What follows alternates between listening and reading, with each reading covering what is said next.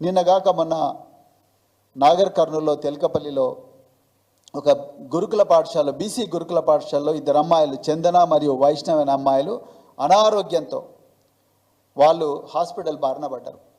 ఆ చుట్టుపక్కల వాళ్ళిద్దరు అమ్మాయిలు ఆకలితో బాధతోని ఏడుస్తూ ఉన్నారు, నొప్పితో ఏడుస్తూ ఉన్నారని ఎవరో ఫోన్ చేస్తే బీఆర్ఎస్ నాయకులు శివశంకర్ గారు ఇంకొక 5-6 మంది కలిసి పోయినరు.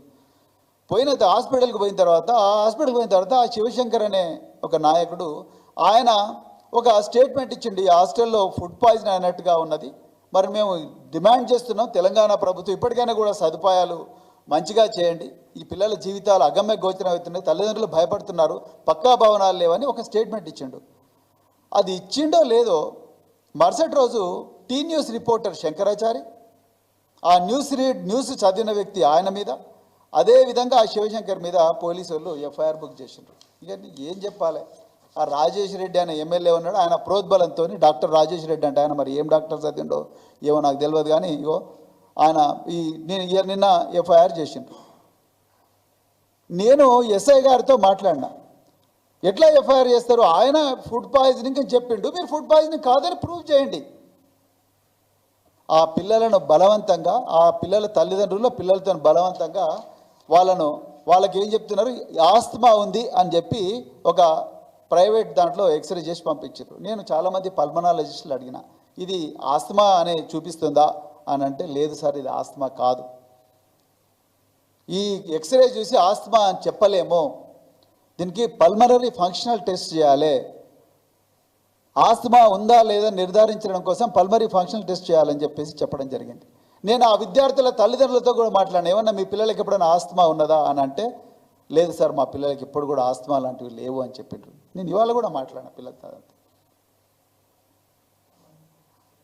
ఇంకొక ఆయన అంటాడు వాళ్ళకు సరే ఆస్తమా ఉంది, మరి ఆస్తమా అంటే ఇద్దరికి ఒకటేసారి ఎట్లా ఆస్తమా వస్తుంది, ఒకరు ఆస్తమా అంటే ఒకరే హాస్పిటలైజ్ కావాలి, ఇద్దరికి ఒకటేసారి ఏడ్చుకుంటూ హాస్పిటలైజ్ ఎట్లా అవుతారు, ఆస్తమా అనేది it's not a food poison, మరి ఎట్లా ఆస్తమా అనేది అట్లా అవుతుంది. ఇంకొక వ్యక్తి అంటారు ఈ ఇయర్ డ్రాప్స్ వేస్తే కడుపు నొప్పి లేసింది అంటారు. ఇయర్ డ్రాప్స్ వేస్తే కడుపు నొప్పి లేస్తారు అనేది అయితే నాకైతే నిజంగా రేవంత్ రెడ్డి గారు మీరు ఎట్లా ట్రైన్ చేస్తున్నారో మీ ప్రిన్సిపల్స్ను మీ టీచర్లను, ఇయర్ డ్రాప్స్ వేస్తే కడుపు నొప్పి లేచింది అందుకొరకు హాస్పిటల్ అయినారు అంటున్నారు.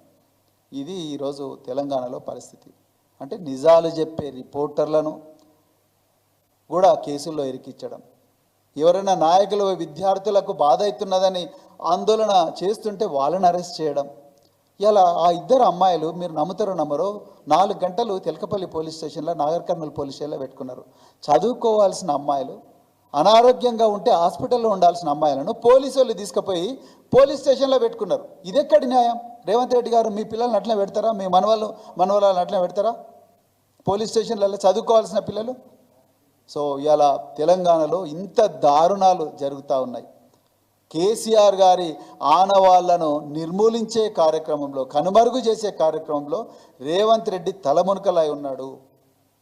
ఆయనకి ఏమాత్రం కూడా పాలించే అర్హత రేవంత్ రెడ్డి గారికి లేదు, కాంగ్రెస్ పార్టీకి అసలే లేదు.